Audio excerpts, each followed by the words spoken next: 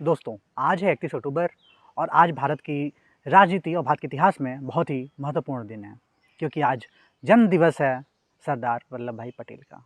आज का दिन भारत में राष्ट्रीय एकता दिवस के नाम से मनाया जाता है। वजह यह है कि सरदार वल्लभ भाई पटेल भारतीय एकता के सूत्रधार थे। अगर हम जान लेते हैं उनके बारे में, तो आज ही के दिन यानी कि 31 अक्टूबर 1875 को गुजरात में सरदार पटेल का जन्म हुआ था। गुजरात से अपनी पढ़ाई पूरी करने के उपरांत बैरिस्टर की पढ़ाई के लिए वह लंदन चले गए। लंदन से जब वो वापस लौटे बैरिस्टर बनकर, तो उन्होंने अहमदाबाद में वकालत शुरू की। वकालत करने के पश्चात उन दिनों ही महात्मा गांधी की विचारधारा से प्रेरित होकर उन्होंने भारतीय स्वतंत्रता संग्राम में भाग लिया। उसके बाद एक सत्याग्रह, जिसकी वजह से वल्लभ भाई पटेल से वो सरदार वल्लभ भाई पटेल बने, वो था बारदोली सत्याग्रह। बारदोली सत्याग्रह विशेष रूप से ब्रिटिश सरकार के विरुद्ध भारत में हुआ एक किसान आंदोलन था। गुजरात में ये आंदोलन हुआ था। वजह थी किसानों पे लगान हद से ज़्यादा बढ़ा दी गई थी। मतलब मुख्य रूप से हम कह सकते हैं लगान वृद्धि के विरोध में ये आंदोलन था, जिसका नेतृत्व सरदार पटेल ने किया था। हालांकि वो सरदार नहीं थे, अभी वो वल्लभ भाई पटेल थे। इस सत्याग्रह में हालांकि भारतीयों की जीत हुई। जैसा कि सब जानते हैं, भारतीय हमेशा जीतते आए हैं। भारतीयों की जीत हुई और उस लोकल स्थानीय जो महिलाएं थीं, उन महिलाओं के द्वारा इन्हें सरदार की उपाधि दी गई। इस सत्याग्रह के अलावा दांडी यात्रा से लेके तमाम जगहों पे इन्होंने अग्रणी भूमिका निभाई। लेकिन इन्होंने आज़ादी के लिए क्या किया ना, इससे ज़्यादा महत्वपूर्ण ये जानना हो जाता है कि इन्होंने आज़ादी के बाद क्या किया। आज जो हम भारत का ये स्वरूप देख रहे हैं ना, आज इस अखंड भारत की बात करते हैं, भारत की अखंडता की कसमें खाते हैं, यह सरदार पटेल की ही देन है।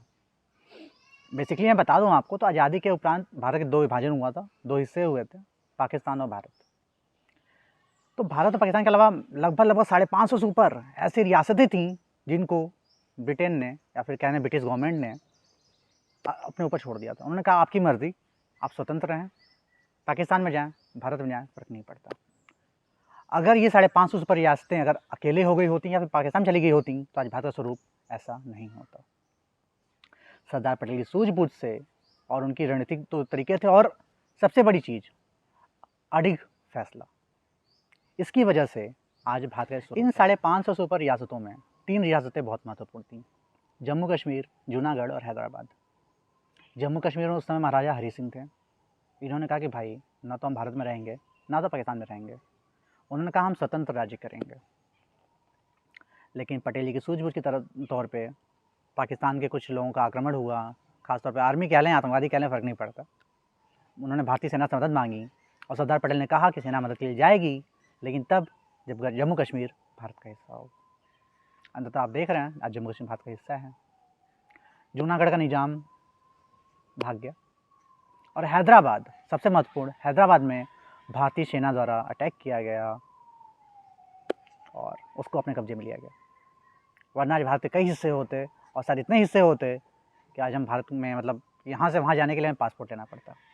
तो ये सब हो पाया था सिर्फ और सिर्फ सरदार वल्लभ भाई पटेल की वजह से। महात्मा गांधी ने उन्हें लौह पुरुष की संज्ञा ऐसे ही थोड़ी दी। किसी भी राष्ट्र के लिए उसकी अखंडता और एकता बहुत महत्वपूर्ण होती है, और सरदार पटेल हमारे इसी भारत के एकता और अखंडता के सूत्रधार थे। आज उनकी याद में गुजरात में एक 182 मीटर लगभग, not sure, statue of unity बनाया गया है, जो कि आज के टाइम में बहुत बड़ा पर्यटन का केंद्र है। उनके नाम पे ही अहमदाबाद का एयरपोर्ट सरदार वल्लभ भाई पटेल अंतर्राष्ट्रीय हवाई अड्डा।